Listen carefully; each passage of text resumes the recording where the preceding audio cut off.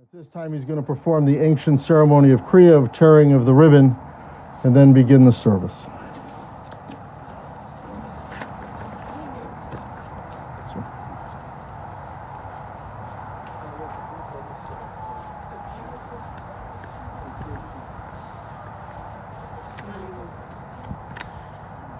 Gam ki elech begeitz al mavet lo irara.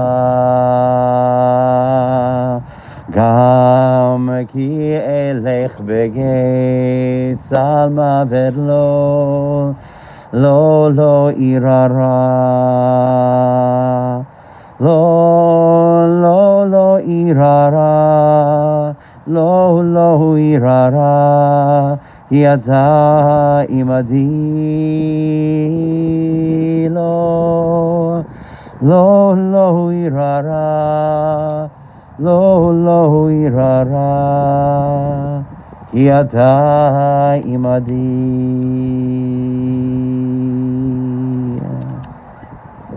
Gam ki elech begeitz al mavet lo irara ki yada imadi.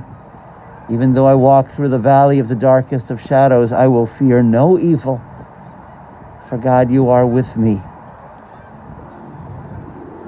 We begin the ceremony with Kriya, the tearing of the ribbons, the tearing of the cloth. And I share this reading, which the family selected, called Kriya, Tearing the Cloth, by Rabbi Harold Schulweis. Why rend the clothes? So strange to a tradition that admonishes not to break or to destroy. Is it for the sake of anger against the unfairness of the world? Anger against him or her, God or self? Is tearing the cloth to give outer expression to the tattered soul within? Or is it a parallelism? The death of a person, like the burning of a Sefer Torah scroll, for which tearing the clothes is performed. The burial of a human, like the burial of a Torah. A human being is like a Sefer Torah. Studied, it has wisdom to impart. Lived, it has goodness to convey. Rend the garments for the Torah mensch. Each of us a letter in the Torah scroll. Together our lives are intertwined. Our common fate and faith, our common destiny. For us, like the stitches of the parchment, when any of us is lost, the holy text is torn. In memory, we are mended. And so, for all those who are wearing the ribbons, I'll ask that you repeat with me word for word through the Hebrew and then phrase by phrase in the English, and then we'll tear the ribbons. Please repeat after me. Baruch Atah Adonai Eloheinu Melech HaOlam Dayan HaEmet. And in English, Holy One of Blessing, Holy, your presence fills creation. Your presence, you are the judge of truth. Now the ribbons are torn, and listen to the sound. And know of the tear. Tear it about halfway through.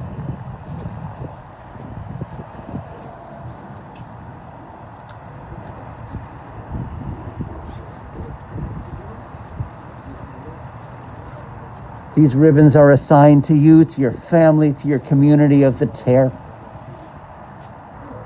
Wear them as long as you wish. In the Jewish or traditional world, you'll wear them for 30 days. In the liberal world, you can wear them that long, wear them less. They're a symbol of the tear. My blessing to you is that healing will come soon. May healing come soon. You may be seated, everyone. We'll begin our service.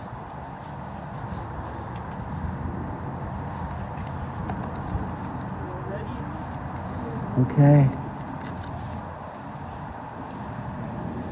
Baruch atah Adonai Eloheinu melech haolam Dayan ha'emet. Holy One of blessing, your presence fills all creation. You're the judge of truth. Adonai natan, v'Adonai lakach, Yehi Shem Adonai mevorach. The Eternal One gives, the Eternal One takes away. May the name of the eternal source of life and love be blessed. And so we gather here this day to remember, to memorialize, to say our farewell to Gunther Rice.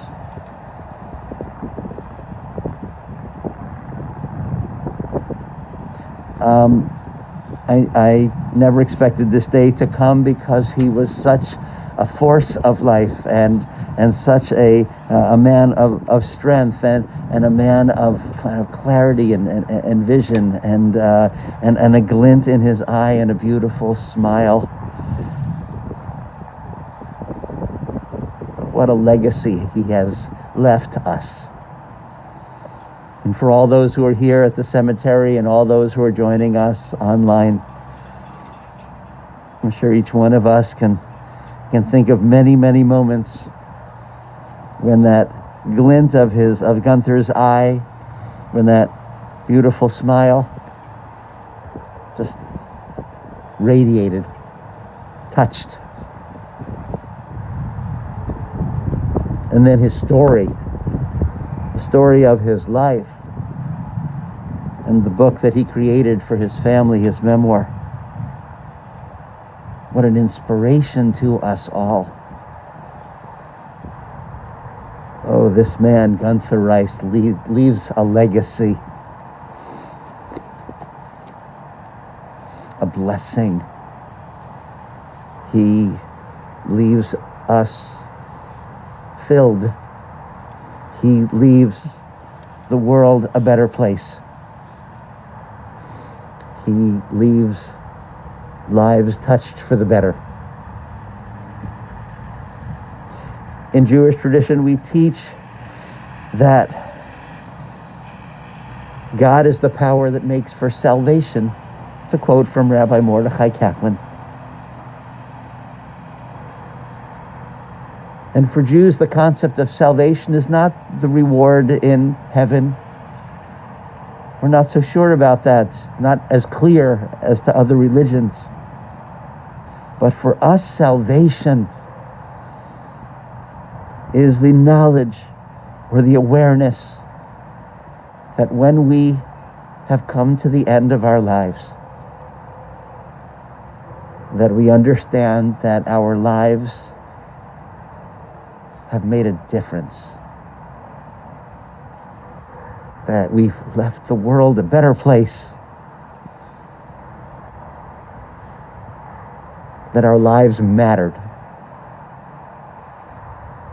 And when I think of Gunther Rice, he fulfilled it all. Fulfilled it all. So today, let's celebrate. Let's celebrate his life. Let's celebrate his legacy. Let's celebrate the Gute Neshama, the good heart and good soul, the good person that he was, and how fortunate we all were to have known him and to have had him in our lives. And so I ask everyone who has come here this day, whether here at the cemetery or online, to join with Gunther's family, to join with children, Betty and Joseph, Ed and Rebecca, with grandchildren, Aliza, Ari, Zoe, and Shoshana, and Sister Edith, we join together as a community of family and friends, as together we remember. Mizmor LeDavid, Adonai ro'i lo echsar, v'noteh sheyar b'tzeni, al mei menuchot yinahaleini, nafshi shovev, yancheni b'ma'aglei tzedek, Leman Shemo.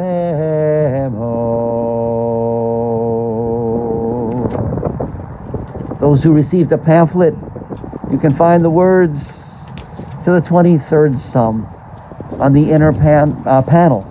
And those who wish, we can join together in reading these ancient words in the English now. The 23rd Psalm. The Eternal One is my shepherd. I shall never be in need. God makes me to lie down in green pastures, leads me beside the still waters, and restores my soul. You lead me in right paths for the sake of your name. And even when I walk in the valley of the shadow of death, I shall fear no evil, for you are with me. Your rod and your staff, they comfort me. You have set a table before me in the presence of my enemies. You have anointed my head with oil. My cup overflows. Surely goodness and mercy shall follow me all the days of my life, and I shall dwell in the house of the Eternal One forever. And another reading. This is by Rabbi Alan Mahler. When all that's left is love. When I die, if you need to weep, cry for someone walking the street beside you. You can love me most by letting hands touch hands and souls touch souls. You can love me most by sharing your simchas, your goodness, and multiplying your mitzvot, acts of kindness. You can love me most by letting me live in your eyes and not on your mind. And when you say Kaddish for me, remember what our Torah teaches, that love doesn't die. People do. When all that's left of me is love, give me away.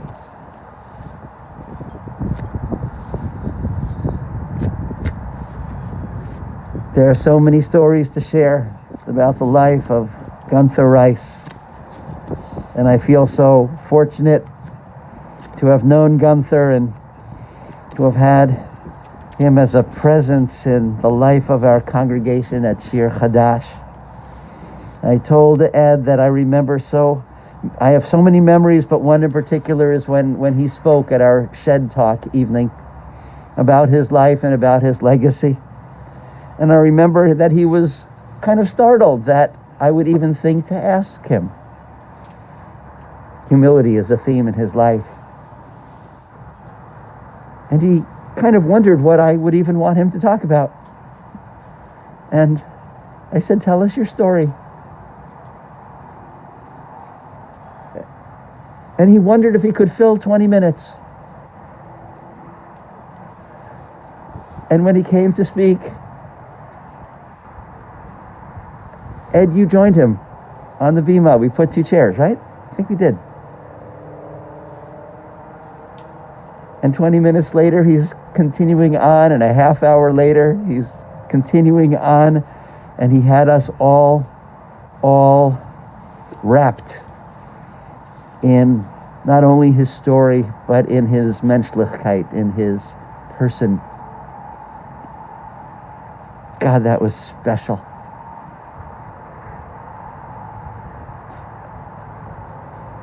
I remember a room filled with smiles and tears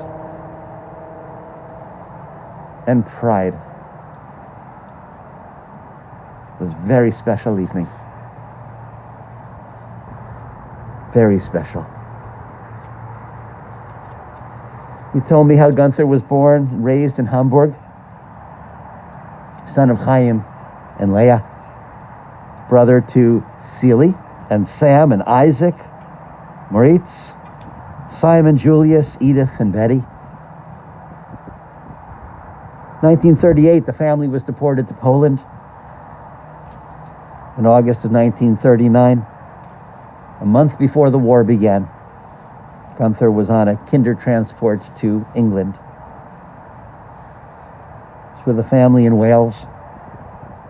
And Ed, you told me he missed high school because of the war years. Experienced the London Blitz. Came to America on a decommissioned aircraft carrier. Came to Chicago and there was sponsored and here by aunts and uncles and brother. Gunther served in the U.S. Army in Korea. Went to Roosevelt College and University of Chicago. Became a psychologist. Married Celia. And they started their family with the birds of their children, Betty and Ed. There's so much to share. So much to share. And so at this time, I'd like to call on family and friends to speak. Ed, begin with you. And then we'll continue with the grandchildren, Eliza, Ari, Zoe, and Shoshi.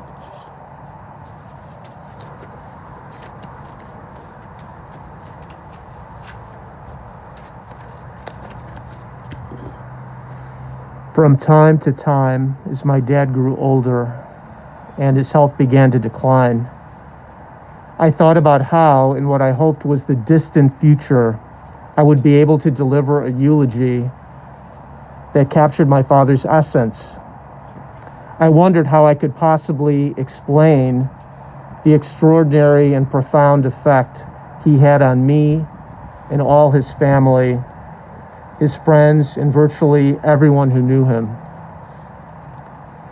The day for the eulogy has arrived, but nothing I can say will do him justice or give him the full measure he deserves. I could point you to his book, as Rabbi Eitan mentioned. That was a 7-year project, a labor of love. He completed it shortly before his 90th birthday. You can find it on Amazon if you're interested. It provides a factual account of his story and some of his personal reflections.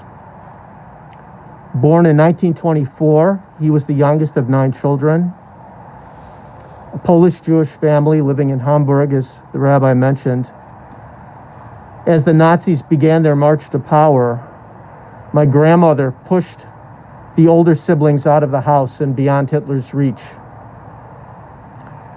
The youngest 2 children were still living at home when the family was arrested and expelled from Germany with the rest of Germany's Polish Jews. To make a long story short, and you could read the longer version in the book, my father ultimately made it out of Poland on Kindertransport, as Rabbi Eitan mentioned, an organization that delivered Jewish children to safety in Britain. When he was 14 years old, he said goodbye to his parents and his sister Betty for the last time. He arrived in England exactly 3 days before the war broke out with the Nazi blitzkrieg into Poland. His story is remarkable. At age 14, he lived with a foster family and began to work for a living because they could not afford to support him financially. He had no time for high school. He moved to London as a teenager, and among other things, he volunteered as an air raid warden during the Nazi bombings. He also worked in various civilian roles for the U.S. Army troops stationed in London. After the war, he made his way to the U.S. He served, as Rabbi Eitan mentioned, and after the army, he tested his way into college. After he received his PhD shortly before I was born, he enjoyed a long and successful career as a well-respected clinical psychologist and psychotherapist. But these are just the facts. They don't really tell you who my dad was. It's hard to know where to begin. He had a traumatic childhood filled with tragedy and loneliness. But it did not leave him bitter or angry or depressed. Though fate had robbed him of a normal childhood and adolescence, he never felt cheated by life. He did not believe that life owed him anything. He just accepted with remarkable appreciation and with grace the good things that life provided him. Even as his body began to decline in his last years, he never complained about what he lost. He remained grateful for what he still had. He was at peace with himself and was able to find remarkable joy in small pleasures, like a nice piece of marzipan, a good game of chess with his chess buddies, or watching a Cubs game, usually with Betty or me. On a personal note, he was my role model and guide. As a boy, I was scared of him. He was the disciplinarian in the family. He would set boundaries that Betty and I knew not to cross. When we misbehaved, he would become angry, but he never acted out of anger. He rarely had to punish us. It was unnecessary. When he raised his voice, we fell right back in line. We knew he meant business. He enforced rules with remarkable clarity and consistency, but also with fairness and love. We did not enjoy typical father-son time when I was younger. My parents worked long hours and 6-day work weeks. But later in life, we made up for lost time. One of my fondest memories is traveling with my father to Hamburg, Germany, his birthplace, in 2005. My dad was 81, but he was in great shape. It was a week-long trip funded by the German government for Jews who had been children in Germany before escaping or being expelled in World War II. Our group included 30 or so individuals, half of whom, like my dad, had been children in Germany before the war. And like my dad, they all brought a family member to accompany them. My mom was not up to the trip at the time. She could no longer travel, so I accompanied my father.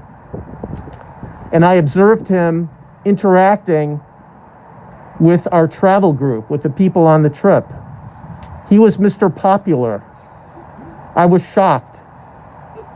My parents had little social life, and I'd never seen him in a social setting without my mom, who was far more outgoing than he was.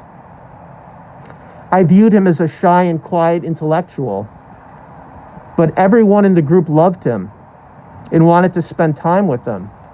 Eventually, I figured out why. He made everyone around him feel good about themselves. When my dad spoke with you, the conversation was about you, not him. He listened intently. He was present and engaged. His interest in you was genuine. He was authentic. He spoke with no facade or pretense, and he was non-judgmental. You could tell him anything because no matter what you said, he would never think less of you. Before he spoke, he would pause to choose his words. Then he would offer an insight or an observation that assured you he not only connected to your words, but to your feelings. He understood, and he offered gentle support, guidance, and wisdom. He was a true intellectual. He was interested in learning for learning's sake and a deep thinker. But he also was a moral and sensitive human being who was far more concerned with the feelings of others than with his own needs. The people on the tour in Germany may not have known this, but they could sense it, and they appreciated it. Finally, my dad was very knowledgeable about Jewish custom and tradition. Most of the guests on the trip knew little of their Jewish roots. For my dad, it was the core of his identity. He studied Jewish history, philosophy, and culture with passion. In getting to know my dad, the fellow travelers learned about themselves, and they knew they had met someone special. I was blessed to have this man as my father and the dominant influence in shaping my identity. My comfort comes from knowing that his life was long and it had meaning. He leaves a legacy through his children and grandchildren and all who knew him. And I will carry him with me always.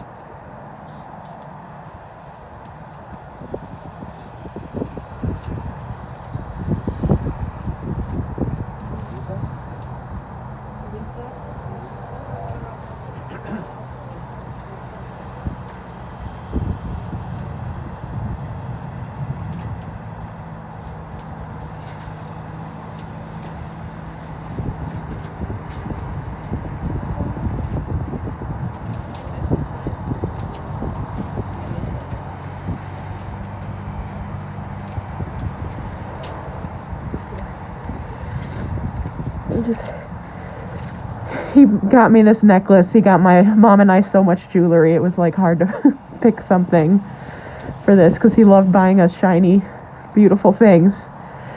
My Abba, he mastered the art of texting and even emoji usage a good 2 years before my own parents did. And he would send me poems over text.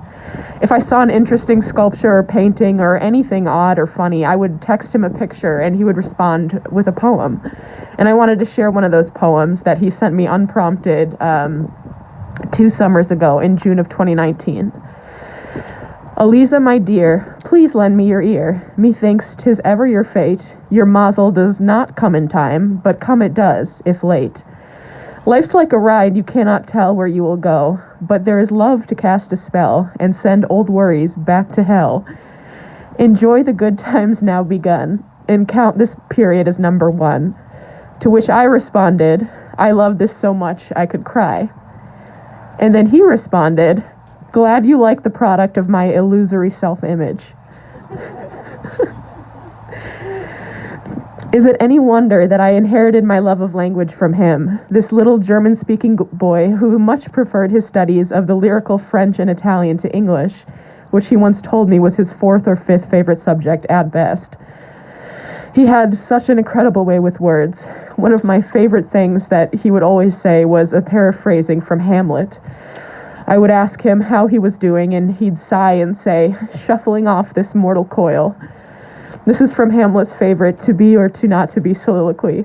And he would also quote Macbeth almost any time he washed his hands or treat a laundry stain, saying, out, damned spot. And any time he entered a room where people were sitting around with the lights off, he would flick the switch and say either a little light on the subject, or in a deep, grandiose voice, he'd say, let there be light. And I have so much to say about him. So much of him that I see reflected in myself. And there are so many stories, and they're funny, sad, just they're mundane or zany, and I can't share them all here and now. Sorry, this is fogging my glasses.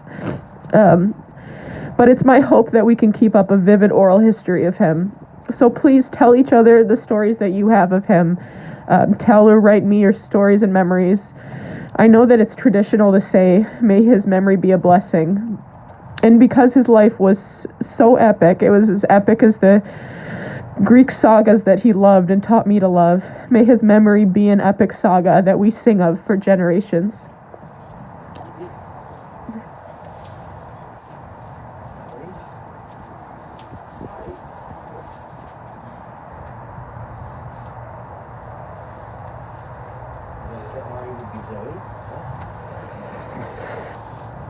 Oh, weird to stand up here. Hi, everyone. I don't have any one particular memory of Abba that stands out among the others.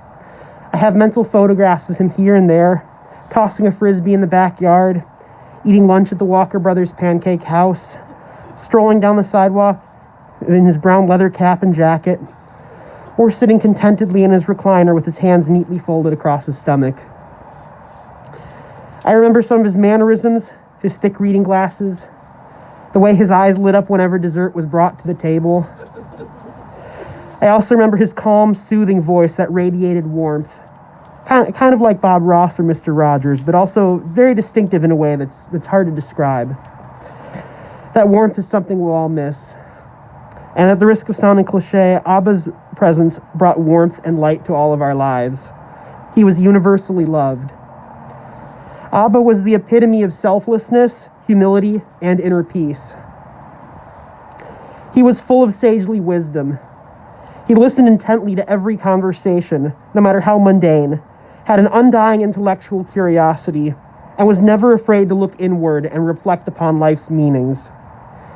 When I think about it, it honestly blows my mind how much good was in him. Sometimes I think, I don't think I could ever attain that level of mindfulness.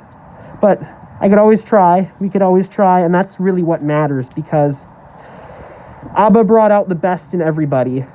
And by being our best selves, that is how he will live on.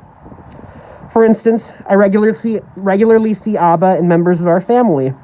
6 of us literally possess his genetic material, so that already counts for one means of it. But I also see Abba in the way that my father raised his own children, Shoshana and I.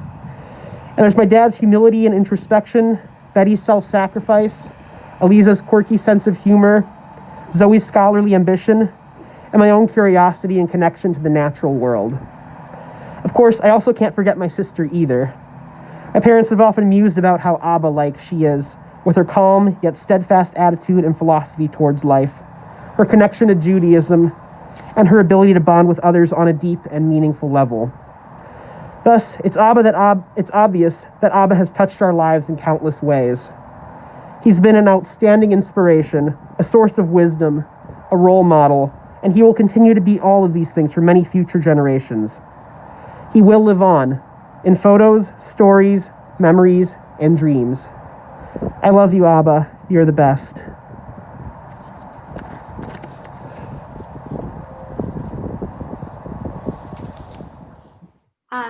Thank you so much to everyone in my family. Shared their memories, words of Abba. And thank you to the Kaylee and the people at Chicago Jewish Funerals for allowing me to join, even though I'm stuck here in Boston. I just wanted to share a few memories that brought me a lot of happiness about my Abba.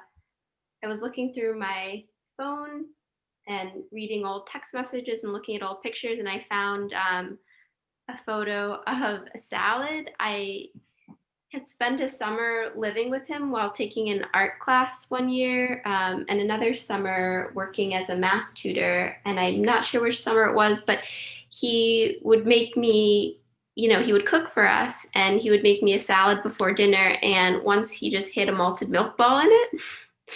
And I just thought that was like, I don't know, just such an Abba thing to do. I also found a text from 2 years ago where I texted him, did you hide a chocolate bar in my backpack? And he said that he had, and that he had done it because it was the only way he knew he could get me to take it, because if he just offered it to me, he knew I would decline. And I also found photos of Abba with a mannequin at Nordstrom when I think I was with my mom and my sister, and there was a mannequin like seated on a couch, and we did a whole photo shoot where he's like pretending to be at a little tea party with this mannequin. And actually recently when I spoke to him for his birthday, I told him that I cut my partner's hair, Tommy, and he made a joke. He warned Tommy by making a joke about Samson and Delilah, and warned Tommy to be careful that I didn't steal all his powers like Delilah did when she cut Samson's hair. And there are just so many things like that. There were so many sides to him that somehow all fit together, like being highly intellectual, incredibly disciplined, but also just like the silliest, most whimsical person I knew. And it brings me a lot of comfort to hear the memories shared from our family members and from our family friends. And I would love to continue sharing these memories, like my sister said. Yeah, that's all I really wanted to share. Thank you.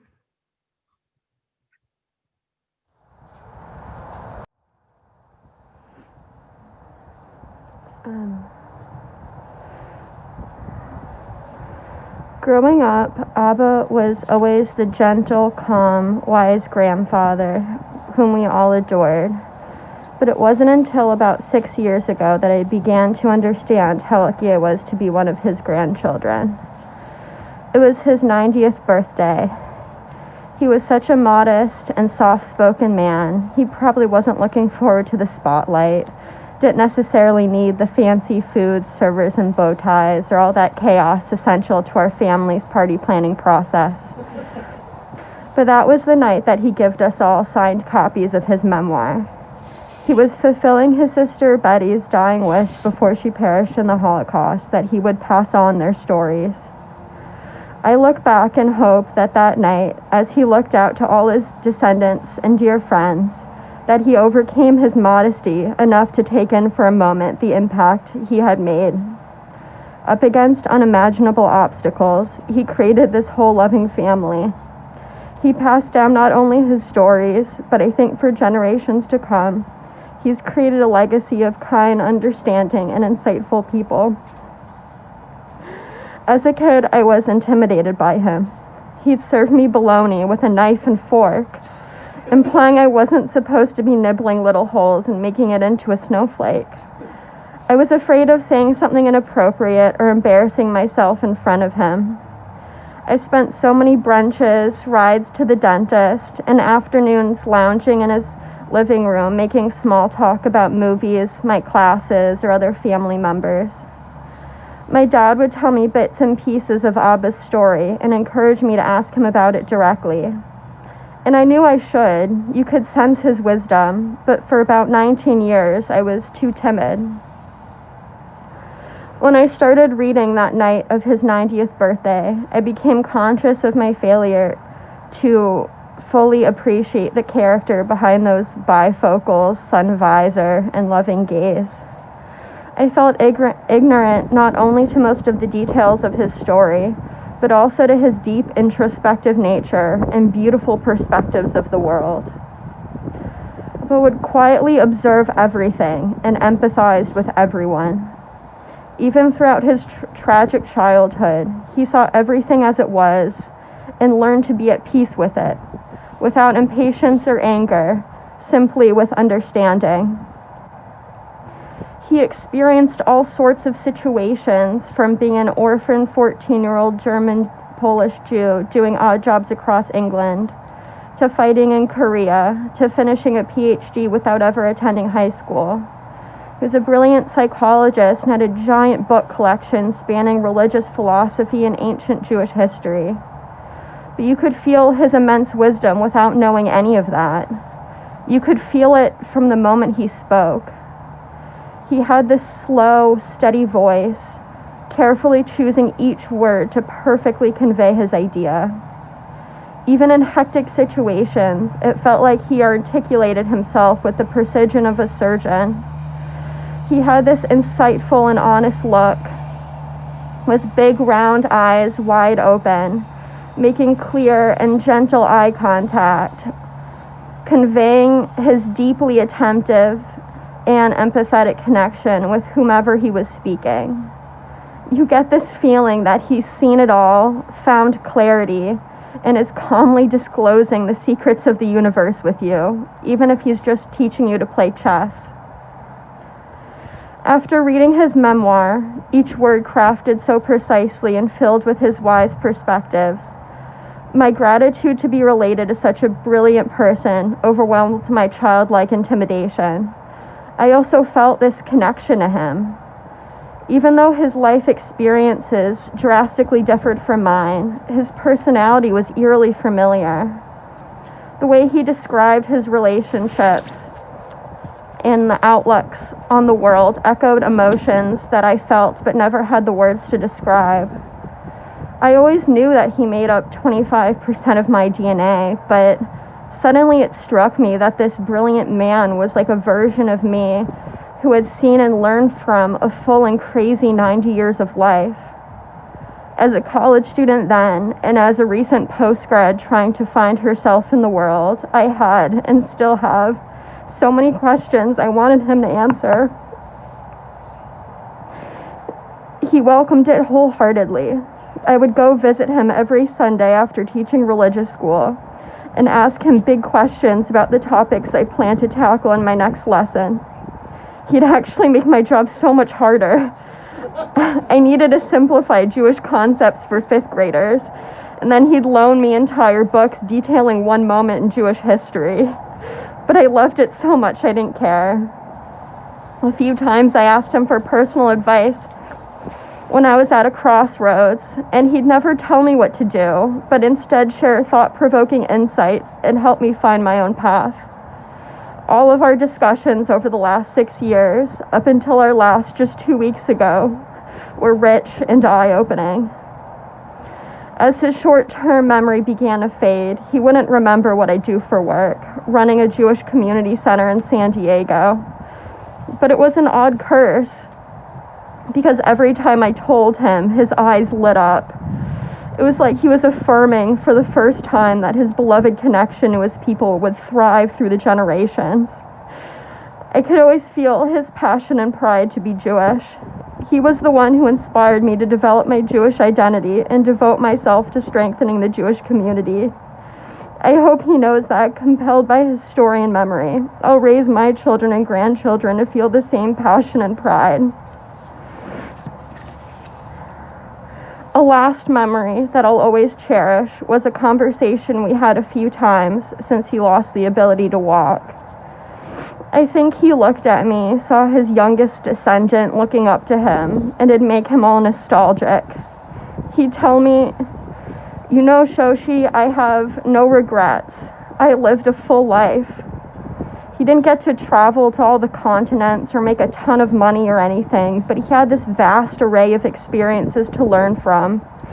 He became comfortable and proud in who he is, and he completed the number one thing that I think was most important to him. He created a happy family. It was so beautiful to see someone so content with the life that they've lived. One day when I have children and grandchildren of my own, I will at least try to teach them the attentiveness, patience, empathy, balance, understanding, and love that he taught me.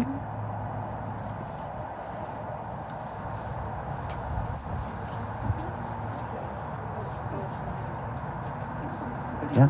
Betty? Okay.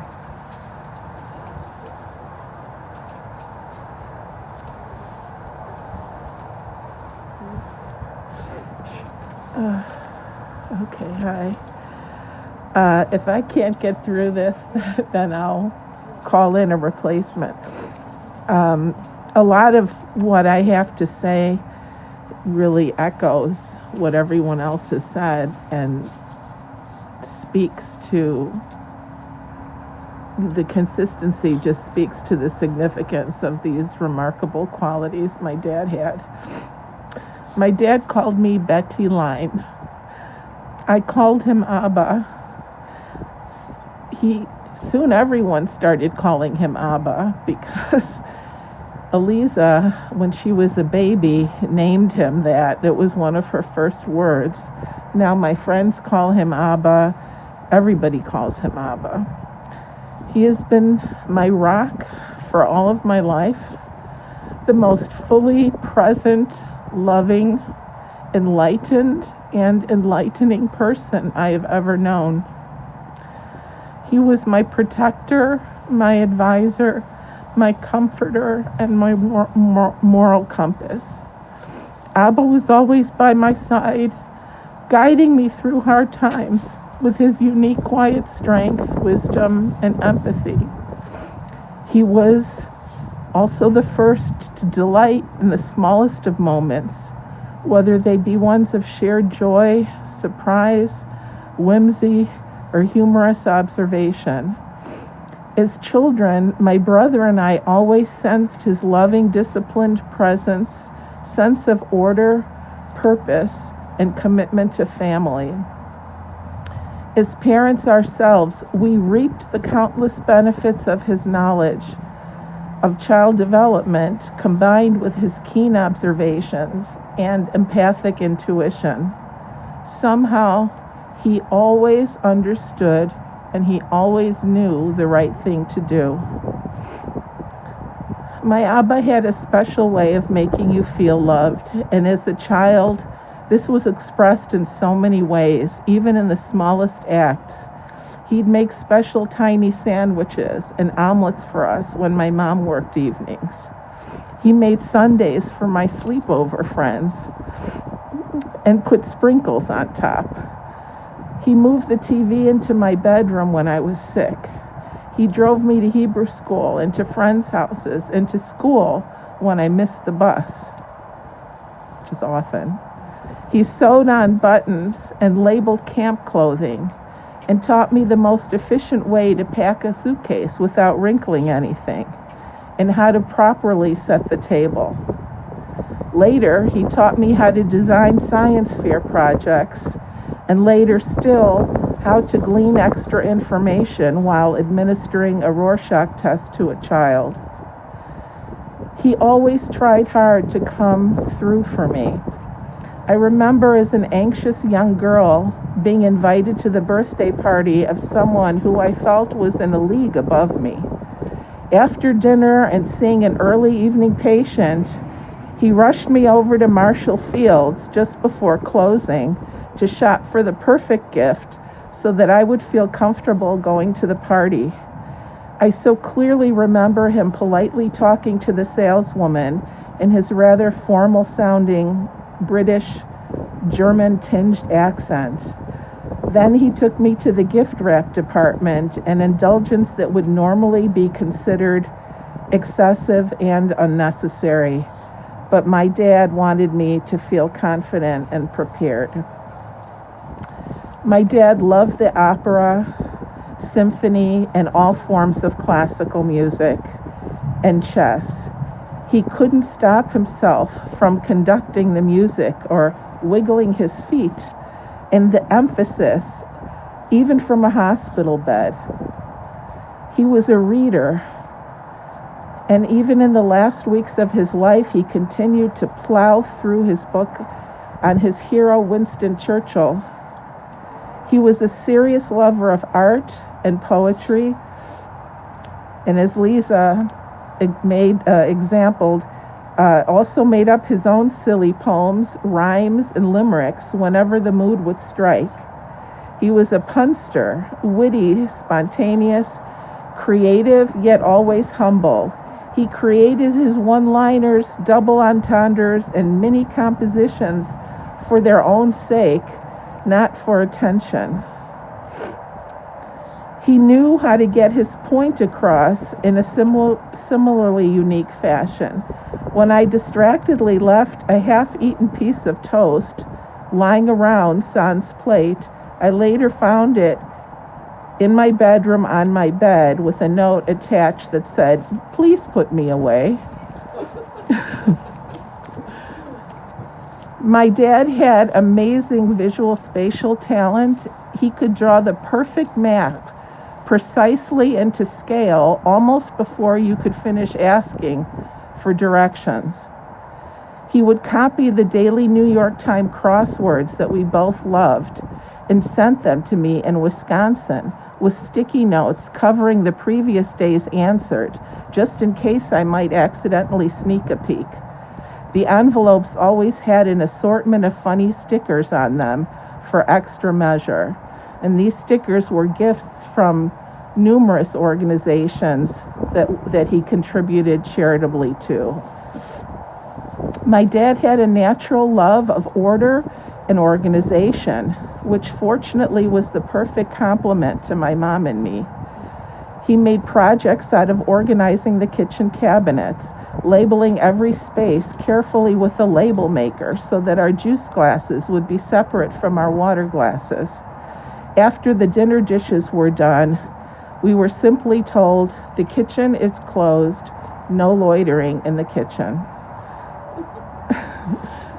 To my mom, he was husband, father, colleague, intellectual and professional partner, billing director, and personal assistant. When my mom became disabled late in life, he was her 24/7 caregiver, wheeling her into their home office while maintaining his own private practice. When she was in the hospital for endless days, he never left her side. As a psychologist, there was no better role model for me. His professional ethic, careful analysis, empathy, and compassion made a lifelong impact on his patients and colleagues, many of whom stayed in touch with him over decades. As my moral compass and life advisor, my dad's wisdom, deep and true, was always devoid of personal agenda. He was incredibly articulate and a wonderful writer. The most remarkable thing was that he always seemed to know just the right thing to say at just the right time, and the best, most approachable, non-threatening way to say it. His words were never dramatic, judgmental, or extraneous. His grandchildren appreciated, respected, and adored him for this. And I know because of him, I was a better parent. Talking openly about his childhood in Germany, my dad brought the family that he lost directly into our lives and gave us the most meaningful foundation possible for our Jewish identity. He brought tradition and his European roots into our home, creating substance and connection, leading the Seder at Passover, singing the familiar tunes from his past, fasting with us on Yom Kippur, lighting the Shabbat candles. My dad was not a particularly religious man, though. He taught us that traditions were important, but also that following the spirit of the law could be as meaningful as following the letter of the law. He had his own unique sense of spirituality and often felt the protective embrace of what he termed a personal God. I remember lighting the Hanukkah candles with him years ago after coming home from the hospital where my mother was fighting an aggressive cancer. After we said the blessing, the flickering flames of the candles shot up, in unison, perfectly straight and still. Abba then turned to me and quietly said, "God is with us." And I believed him.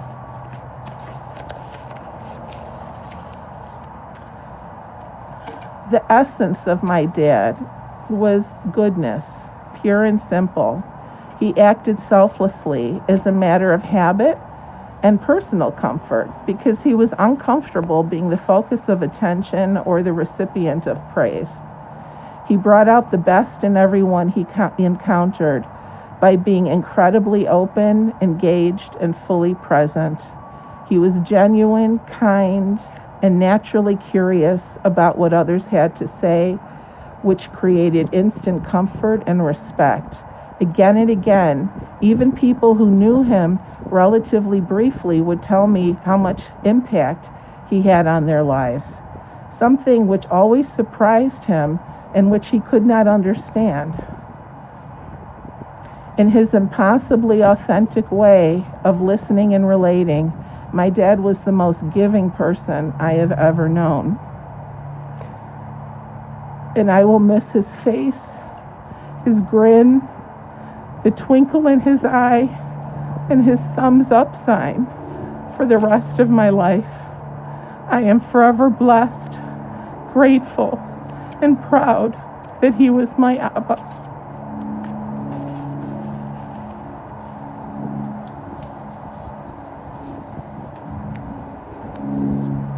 Thank you, everyone, for sharing. In the rising of the sun and in its going down, we will remember him. In the blowing of the wind and in the chill of winter, we will remember him. In the opening of the buds and in the rebirth of spring, we will remember him. In the blueness of skies and the warmth of summer, we will remember him. In the rustling of leaves and the beauty of autumn, we will remember him. In the beginning of the year and when it ends, we will remember him. When we are weary and in need of strength, we will remember him. When we are lost and sick at heart, we will remember him. When we have joys we crave to share, we will remember him. And when we have achievements that are based on his, we will remember him. So long as we live, Gunther Rice too will live, for he is now a part of us as we remember him. We continue now with the chanting of El Malei Rachamim. In a moment, I'll be asking everyone to rise, but I quickly add that for anyone present who has difficulty standing, of course, you may remain seated during the chanting of El Malei Rachamim, and then we'll continue with the mourners' Kaddish. Those who are able, please rise.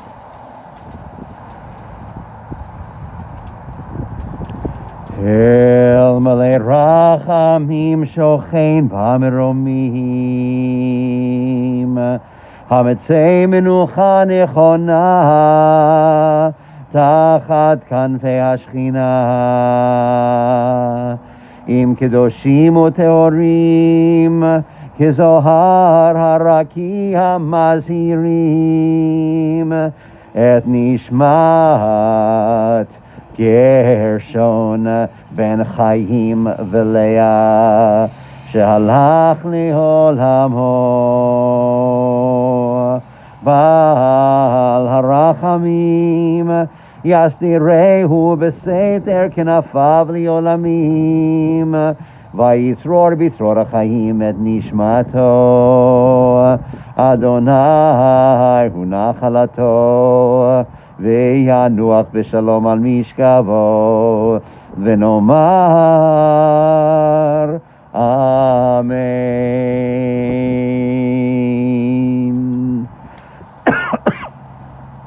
Compassionate God, eternal Spirit of the universe, grant perfect rest in your sheltering presence to Gunther Rice, who is known in Jewish tradition as Gershon ben Chaim v'Leah, who has entered eternity. O God of mercy, let him find refuge in your eternal presence, and let his soul be bound up in the bond of everlasting life. For God is his inheritance. May he rest in peace. And let us all say, Amen. We continue with the recitation of the mourners' Kaddish. And you can find the Kaddish prayer in the pamphlets that you received when you arrived. We join together. Yit Kadal v'Yit Kadash Shemei Rabbah ve'alma divra chirutei v'yamlich malchutei v'chayei chon uvyomei chon v'chayei dechol beit Yisrael ba'agala uvizman kariv ve'imru Amen.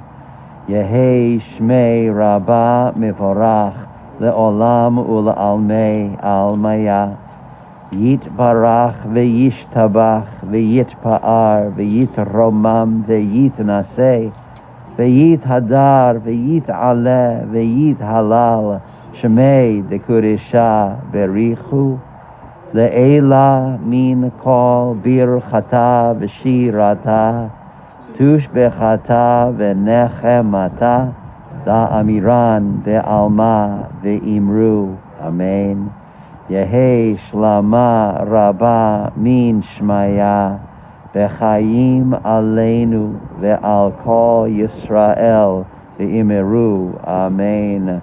Oseh shalom bimromav hu ya'aseh shalom aleinu ve'al kol Yisrael ve'al kol yoshvei tevel ve'imru. Amen. May the source of peace send peace to all who mourn, comfort to all who are bereaved, and we say, Amen. At this time, we continue with the ceremony called of interment, the ceremony for the lowering of the casket and placing earth in the grave. You can remain seated if you wish. You can stand if you wish.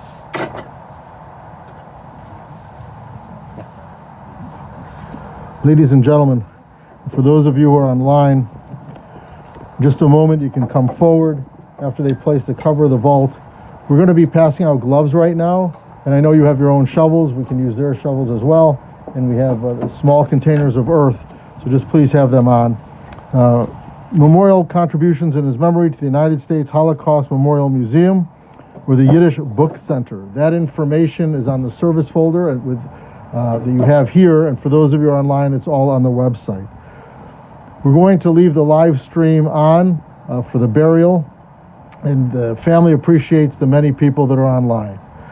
We hope everyone stays safe and healthy. Shabbat Shalom. Al mikomo yavo b'shalom. May Gunther Rice come to his eternal home in peace.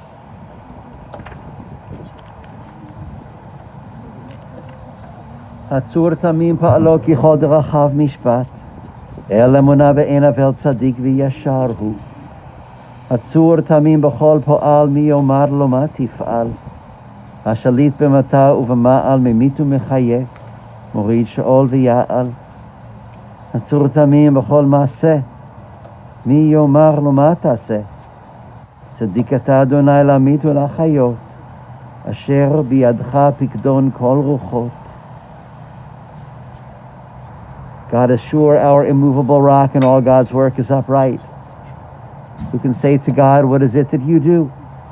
For the eternal governs what is above and what is below, overseeing both the valleys of death and the heights of life.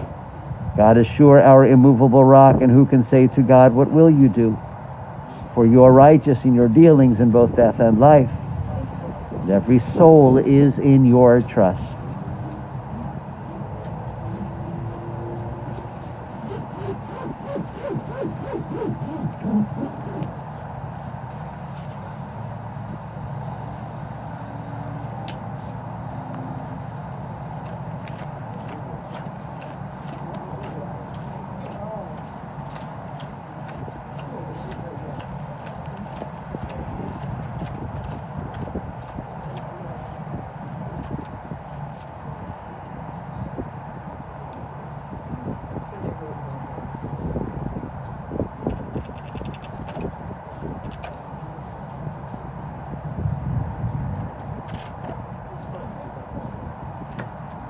As the body of Gunther Rice is laid to rest, we pray Tehei Nishmato Tzrura B'Tzrore Chaim. May his soul be bound up in the bond of eternal life. May he rest in peace. We place this earth in Jerusalem. It comes from the Mount of Olives. It reminds us of the teachings of the sages of Israel, the prophets of Israel, that in the end of days may we all be together once again in Jerusalem, in Yerushalayim, the holy city.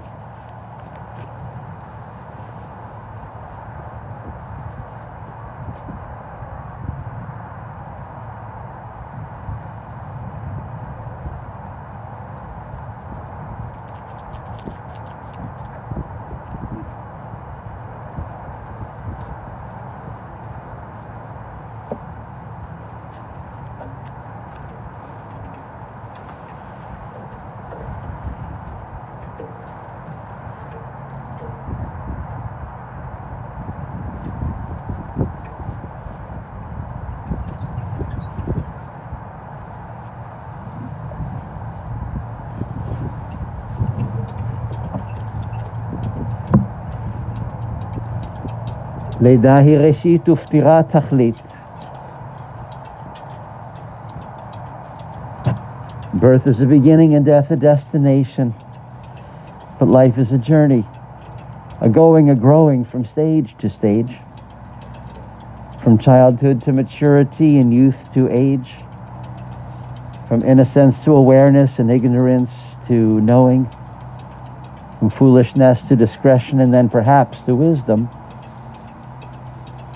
from weakness to strength or strength to weakness and often back again, from health to sickness and back we pray to health again, from offense to forgiveness, from loneliness to love, from joy to gratitude, from pain to compassion, grief to understanding, from fear to faith, from defeat to defeat to defeat, until looking backward or ahead we see that victory lies not at some high place along the way, but in having made the journey stage by stage a sacred pilgrimage. Birth is a beginning and death a destination, but life is a journey, a sacred pilgrimage, made stage by stage from birth to death to life everlasting.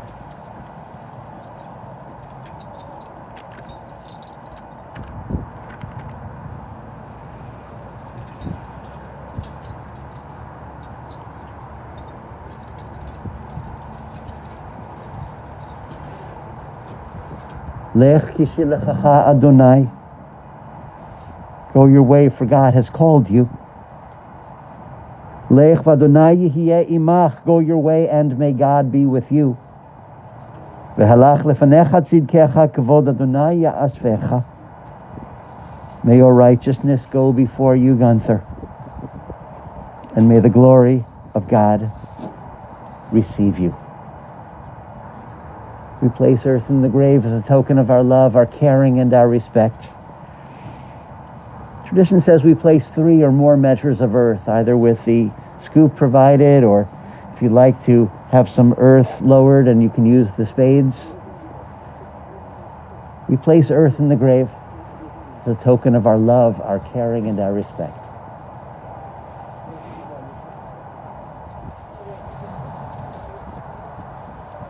Well, if you want, are they allowed to tip? I'd like to do the big shovel. And then you can use it for light spades. Yeah, we're going to do that now.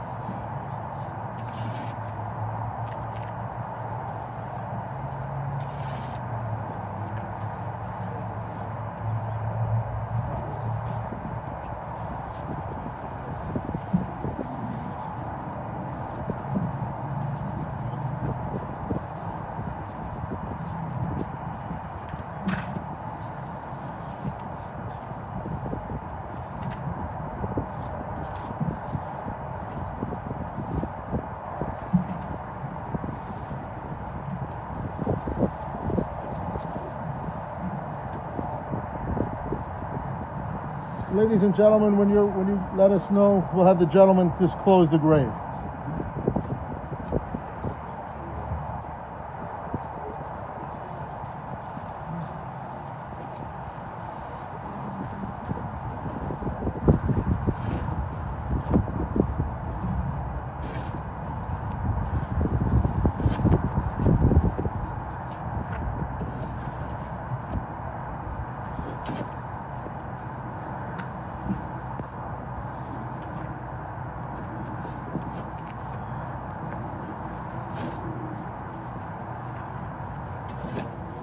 Just